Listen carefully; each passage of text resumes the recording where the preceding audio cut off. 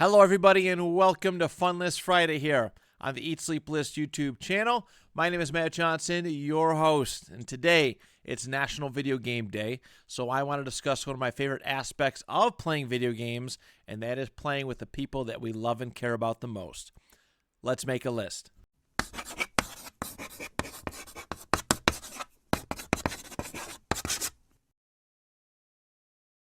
Over the last 7 months, we have talked plenty about video games. We've made a handful of lists, whether it's been a specific game franchise or video game soundtracks, or even the video game console list that we made way back in March. It's an important part of this channel because it is an important part of my life. It is a core foundation of my upbringing. All right, video games has brought me a lot in life. It has brought me joy, happiness, peace, escape, togetherness, and so many great memories in between all of that. I've played thousands upon thousands of hours of video games in my life, all right, by myself, just by myself. And not a lot of moments during those solo game adventures really stand out. The ones that do are the ones shared with people who I love and care about. To me, the luster of playing video games has never been what we played, but who we played with. All right, making memories and strengthening bonds over playing video games together. So when I see that there was a National Video Game Day, there was one specific topic that I wanted to talk about with this, and that was the seemingly lost art of being together with people playing video games. For some, that's online, all right, playing long distance with the headset, communicating over that. It's never been my cup of tea, but if it works for you, that's all that matters. To me, though, that togetherness when it comes to playing video games is sitting on the same couch, in the same room, on the same floor, sitting in beanbag chairs or on somebody's front porch, all right, wherever it may be, but being in the same room, physically present, playing video games together. That has been special to me. It is something that I don't get to do anymore, really. It's rare when it happens. And it's quite sad. It's quite sad because I miss doing that. And it's just, I don't know. When you're an adult, at least in my life, it's like weird to just, or I feel like it is. Hey, do you want to come over and play video games? Or hey, can I come over and play video games? It's just, I don't know. It's just seems off. And it's just, again, I have so many responsibilities. I sound like I'm making excuses. But it's just kind of the way it is. It's kind of the way my life has unraveled. I miss those special moments with the people who I love and care about. All right, I've bonded with a lot of great people over the years. Family members, right? My dad, my brother Mark Angelo, my cousin Nico, my uncle Rich, my cousin Brandon, you know, and dozens upon dozens of friends that I've made over the years. All right, dating back forever ago. So many great bonds made over playing video games together, sitting there together in the same vicinity and enjoying each other's company while I did it. I miss that special feeling. I don't know if anybody else experiences this, but I miss it. I miss getting together and playing games with people. I will say, back when I ran a podcast studio, one of my favorite things to do was run a video game night. And more often than not, people would skip out on these video game nights, but we did have a few really special occasions where we did, we had a great group. Remember the first video game night that we did? And one of my things that I stressed before we got started is to go and find somebody that you don't know and play video games together. And I got to watch as a couple very special bonds were created over various games. People who never met each other, never talked to each other, they sat there and played video games together. And a Facebook friend request later, and they were connected. And that is the magic of what playing video games together can be.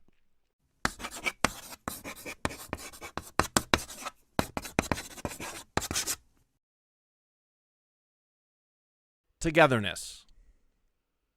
That's the lesson from this list.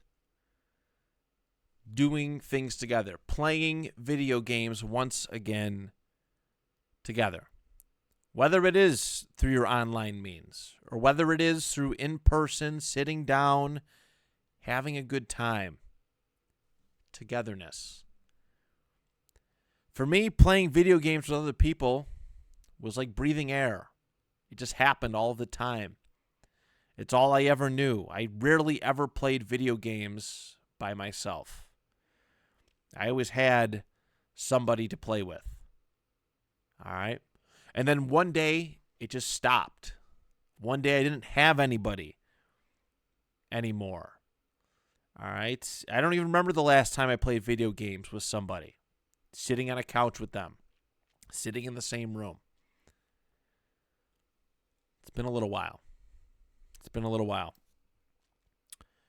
If you've been paying attention to the YouTube page, I recently announced that we are going to start doing Eat, Sleep, List Arcade, which is live game streaming. And the catch is that I'll be playing games going forward with a guest, sitting on the same couch, and playing a game together and bonding with somebody over video games. If everything goes according to plan, this past Wednesday, I'll have had played an hour of video games with my friend and mentor, Rich Moranto. I've known Rich Moranto for 19 years at this point, a long time. And he's played video games in his life. I've played video games in my life. We've never, ever once played a video game together. We've never sat and played video games together. And we're going to do it, or we will have done it, over Star Wars, Lego Star Wars, the complete saga. That is the plan. Hopefully, it comes to fruition, so this doesn't seem like a bunch of nonsense, but I'm elated to get to bond with this individual who I've known for so long and who has taught me so much, not just about podcasting, but about life and being a good person and chatting with him about Star Wars. All right? I'm excited for this. And I hope it becomes something that we do pretty regularly here, because it's something that's near and dear to my heart. It is a lost art that is near and dear to my heart. And that togetherness is going to make our relationship so much better. All right, we're going to pick each other's brains about Star Wars topics, and I'm really going to get to know the meat and potatoes of his fandom. I know he's passionate about it, but we're going to have a fun time. And obviously, going forward, if you are watching this video, you can contribute, comment along, and watch as we do this, and do it with future guests. But togetherness. That is the most important lesson I can pull from this video is doing stuff together and make it memorable and a lot more special.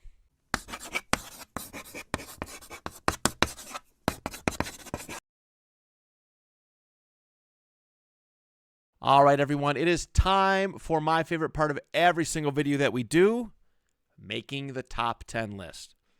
As I always encourage, please feel free to comment along. I want to hear some of your favorite games that you have bonded with other people over. All right, whether it's a couch co-op or some kind of competitive game, whether it's online or in person. I would love to hear all about it and for you to share your memories. I'm about to share my top 10 favorite, whether it's a specific game or a franchise that has meant a lot to me and other people. And I really hope I get to see what you all have. But let's get to it. Here's my number 10, Mario Kart. I've played Mario Kart with other people on various platforms, whether it was the N64 version, all right, Mario Kart 64, or I played it on the Wii, or I played it on the Switch. I may have played it on a couple other consoles. Might have done Double Dash on the GameCube at one point. But I've played a lot of Mario Kart in my lifetime, and I played with a lot of good people. One of my favorite parts of doing these podcast precinct parties that I used to host was setting up Mario Kart, right? It's easy. Here's 4 controllers for the Switch. Have at it. Here's 3 controllers for the Wii. Have at it. We got 4 N64 controllers. Get to it. All right? And every single time we set up Mario Kart, it was full. It was busy from the start of the party till the very end. It's easy. It's a lot of fun, and I enjoyed a lot of great times gaming with people. All right, it's tested a lot of friendships. All right, there is nothing worse than being in first place and getting a blue shell. All right, and going all the way back to last place. That's the fun aspect of it. There's also like the party game, like the party game. Part of playing Mario Kart. The drinking game where you have to finish a beer before you complete the race. Everybody does it a little bit differently, but that's part of the fun. It's a great party game. I think it's fun. I've done it a few times in my life. But yeah, Mario Kart. It's a strong together couch, same room kind of game. I got to figure out a better way to label this because it's not exactly couch co-op, but cooperative game, I guess. I don't know. Anyways, moving on. My number 9. I have a very, very fond memory of playing this specific game. So we're going to talk about Mortal Kombat in a couple of weeks. All right, especially with the Legacy Collection coming out. We're going to talk much more in depth about Mortal Kombat. I'm very, very excited to get that list underway. Back around high school, my dad bought a tent. It was a big tent, all right? But we weren't going to go out camping because, I don't know, it just never worked out. But we set up a tent in our backyard. And what we did was we plug in a TV, plug in our PlayStation 2. He bought this game specifically for our first outdoor camp-out night. And it was Mortal Kombat Deadly Alliance. And I was amazed. I was like, whoa. First of all, this is my first entry really back into the Mortal Kombat series. All right. And yeah, this was well after the game came out. I think this Deadly Alliance came out in 2002. This was probably 2006, 2007. So it was a couple years after. But he bought it, and we played it. We had the air mattresses, all the sheets, pillows, and stuff, and we were just sitting there till the wee hours of the morning playing Mortal Kombat Deadly Alliance in the tent. And I remember that very, very fondly because whether it was my cousin, uncle, even my sister, I think, gave it a shot.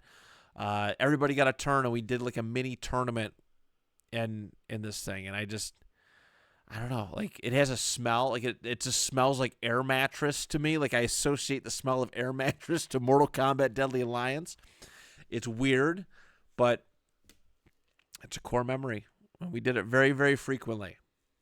Man, I couldn't, and it was cool because I couldn't wait to wake up and turn that thing back on and keep playing games, even when in the sunlight, all right, as the sun was coming up.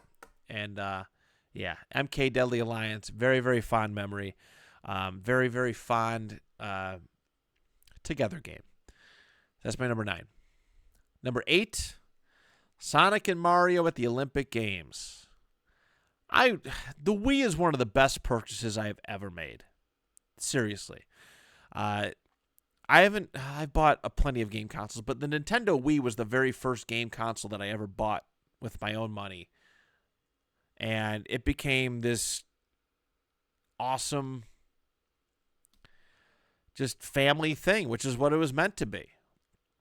All right, and we bought this game, Sonic. I think we rented it first from Blockbuster, but then we bought it.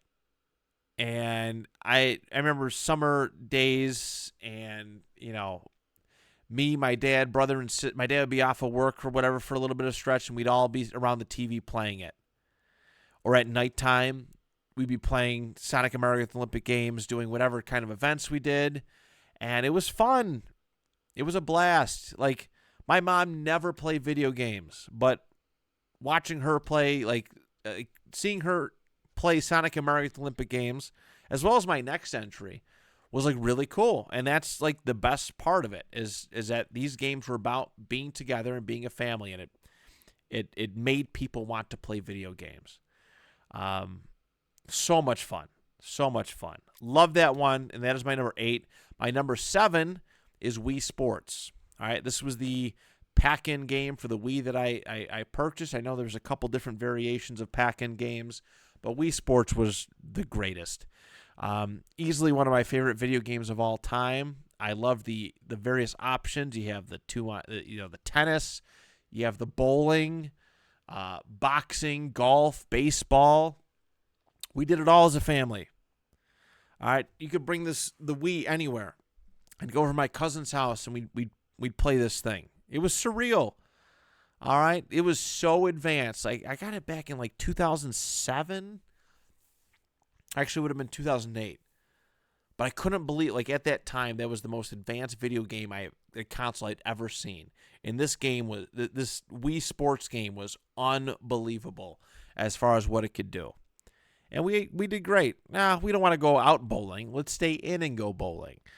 All right, let's do that. And it became a frequent like family evening thing. Like, I've mentioned that we used to do like family movie night with pizza and ice cream, and we would get through that, and then afterwards, if we were all still awake, we'd turn the Wii on and play Wii Sports together. It's a great one. I've been on with a lot of people over it, and yeah, it very deservingly belongs on this list. It's my number 7. Number 6. All right, Lego Star Wars: The Complete Saga. I have played this game with a lot of people. And one of my fondest memories, I have talked about this before, but not everybody watches every single video, so I will bring it up again. There was an evening after my cousin, Nico, broke up with a former girlfriend of his, and he was sad, understandably so. So I'm like, you know what? Let's do a cousin's night. We used to do that a lot. We went and got Mighty Taco. And then we went and purchased Lego Star Wars: The Complete Saga. And we stayed up a long time and played this game. And it was fun. We got through quite a bit. And it's like the thing I love about the Lego games. I mean, there was a couple other Lego games that I could have probably put in here, but Star Wars stands out the most. But they're so easy. There's like... It's not a complicated game to play. There's minimal stress. It's like Minecraft, but with action. All right, there's literally no pressure at all. You just kind of go about, you look for stuff, and you have a good time. And not only with my cousin Nico, this game stands out, but times with my brother and my dad and other people. Sometimes we pop it in at the video game nights, and we play together. And obviously... Again, if everything went according to plan, myself and Mr. Moranto talked about this game this past Wednesday. So, my number 6, Lego Star Wars: The Complete Saga. Number 5, another great one that I've talked about plenty of times. It is the Fantastic Four game for the PlayStation 1. I'll retell this one again, too. So, it was after my sister's birthday. She had a birthday at a bowling alley. I forget where. Might have been Grand Island or somewhere in Lewiston here. But afterwards, we all went over to my cousin Nico's. Cousin Nico, Uncle Rich, Aunt Lisa, Teresa's house. And we sat in the living room. Brought our multi-tap over, all plugged in for. We brought our controllers over, plugged in for. And me, my dad, Uncle Rich, and Nico played a Fantastic Four game. until we just lost. And we went pretty far. And if we had only played this game once together, it would have been like, eh. But we played this game so many times together where it became a habit that we were going to get together and try and beat this thing. And there was one time we got so close to the end and we just could not figure it out. It was literally right before you faced Dr. Doom. But the difficulty of this game and the length of this game made like those moments so much more special. Like that fight, that cohesion, right? 4-player side-scrolling beat-em-up, which this basically was, but was just 3-dimensional, you didn't get that too often. And in this case, we were working as a team trying to get to the end of the game, and we spent so much time trying to beat this. I would love if the 4 of us got together and tried it one more time. I would. It's not like overall it's not a great game, but like the music is wild and wacky, but I would love for the 4 of us 20 plus years after we attempted this the first time to try and do it together again. I think that would be like a bucket list video game idea, is for the 4 of us to do that. So the Fantastic Four for the PS1, that is my number 5. Number 4, Star Wars Battlefront. The entire series, not just a specific game, even though I do have fond memories with the original Star Wars Battlefront 2. The original Battlefront, the new Battlefront 2 on the PlayStation 4, I've bonded with some great friends over. I mean, they're tremendous games. They were very advanced for that time. And, I mean, it's Star Wars. It's everybody kind of loves it, but then you add this war kind of Call of Duty, Medal of Honor aspect to it, focusing on some really fun stuff, and you get to go to different planets, and you get different heroes and villains, and it made for a lot of good times. You know, I discovered this game through my cousin Nico. He had the original Battlefront, and I was so jealous when I seen this thing. I think it was I was going into the 8th, was it 8th grade? Yeah, I think I was going into the 8th grade. Maybe it was 10th. No, it was 8th. When I went over his house and he had this game, I was like, whoa, I get to play as the battle droids and all that stuff. It was amazing to have a Star Wars game where you're not just the Jedi and you get to hop in vehicles and all sorts of stuff. That was like a dream come true. And that game has forever changed my life. I have played the newer version, actually all the versions that I've loved with my good friend Brian plenty of times over. And that's a nice bond thing that we have. Every time I go over his house, we try to break it out, and we go a few rounds, and it's great. So Star Wars Battlefront, that's my number 4. Number 3, Crash Bandicoot was like my guy back in the day. Nintendo had their Super Mario, Sega had their Sonic, and I had PlayStation and Crash. But this is kind of a tie, but I'm going to go like Crash Team Racing meant way more to me as a kid than Mario Kart ever did. All right, Mario Kart overall is really cool, like over my lifetime, but I spent way more time playing Crash Team Racing with people, especially when I was younger. And not only just Crash Team Racing, but the Mario Party ripoff that Crash had, Crash Bash. A lot of, hey, come on over, let's do this, let's play that. And we did that a lot. And it was sweet, man. It was sweet. I miss peak Crash time, like Crash Bandicoot time. And that was like the mid to late 90s and early 2000s. And, yeah, CTR was awesome. And Crash Bash was surprisingly cool. I loved all the different mini games that they had. There was the riding the polar bears, or the tank stuff, or the one where you're shooting like the pinballs and you're trying to score goals on each other. There was a lot of fun mini games in that. So yeah, Crash Team Racing / Crash Bash. That ties for number 3. My number 2. All right, this is the de facto number 2. But it's wrestling games in general. I have spent so many hours and spent so much time with so many different people playing wrestling games over the years. It's easy top 2. All right, going all the way back. WWF Royal Rumble for the Sega Genesis. It was my first taste of professional wrestling.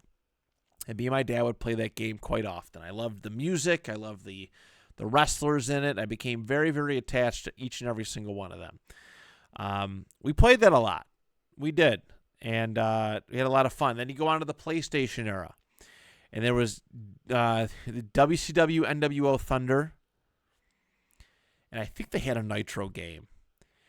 And then on the WWF side, there was WWF Warzone, which I thoroughly enjoy. Even though those games are so difficult to play, they are not easy at all.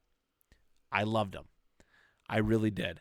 And then I got out of wrestling. Like, I fell out, and then I go to the PlayStation 2 era. SmackDown, just bring it. Here Comes the Pain. SmackDown versus Raw. And eventually I got to go back in time and play those great N64 games like No Mercy and WrestleMania 2000 and WCW NWO Revenge. All that stuff. All right, the multiplayer aspect of it was what made it so special. Plug it in the multi-tap. We're going to do a 6-man elimination chamber match, and here comes the pain. Or even like me and my dad used to go head to head. I forget which one had it, but they had the GM mode, like the OG GM mode for SmackDown versus Raw. That was special. And probably the latest entry that I've really gotten to play and enjoy with somebody, it was like WWE like 17 or 18. But what me and my brother would do is we just go through the community creations and just download whatever we found. And we're doing like 6-man presidential like battle royals, like Trump versus Bernie Sanders, and we throw in a couple other LeVar Ball or whatever. I can't even remember his name, but we just throw in a bunch of different characters and have fun, just laugh our ass off playing these games, and that was special to me. So wrestling games comes in at number 2. And my number 1, I think this game is this franchise is the great uniter with people, but it is football games, mostly football games in general, but predominantly Madden. Me and my dad and Uncle Rich and Nico used to do mini Madden tournaments way back for like Madden 97 or 98. In fact, I still prominently remember beating my Uncle Rich in Madden, which is like crazy. He was like the first adult that I ever beat in Madden. And that was in the late 90s. And then my dad used to just curb stomp me all the time. And then I remember for Madden 17, I finally got him. Like, he used to beat the piss out of me every single time. And then I finally started understanding football, and it was like this triumphant moment. All right, it was like, I'm trying to think of it was like watching the Colts beat the Patriots in the 2006 AFC Championship game. Just, it finally happened when it counted. But we played it all the time. We played it ahead of Super Bowls, and we played it ahead of like Thanksgiving. Like, we just play all day. I play with my brother-in-law Ricky quite often. And not only like just them, but like so many friends. All right, my friend Brian, he's beaten me up quite a bit. My friend Brandon, aka Coconut Jones. We did a Madden night for my birthday in 2022, and we had fun. We did a mini tournament. My brother, obviously, eventually when he started becoming a big football fan, like, that was a part of it. I'm trying to think of other people that I've played Madden against. It's a lot. It's probably a few dozen, to be perfectly honest with you. But it's just fun. If you love football, it's like a rite of passage that you play this game. It just goes hand in hand with being a football fan, I guess. So yeah, there it is, everybody. That's the list. The top 10 cooperative games, the top 10 together games. However we're going to label this, I'm sure I'll figure it out in the edit, but Thank you so much for watching this. All right, please make an effort. Go find somebody and play video games with them. All right? Find somebody that you love and care about, and just take a couple hours here and there. Just relax. Relive the old days, and just be with somebody and play. And it's insane how good it will feel by the time it's all said and done. All right? I know that the few times that I get to, I feel really good inside. All right? I feel like I'm pleasing that inner child that is yearning for togetherness in video games once again, and it's really special. But there it is, everybody. Thank you so much. You have a great weekend. We'll see you on Monday. Till next time, do you even list?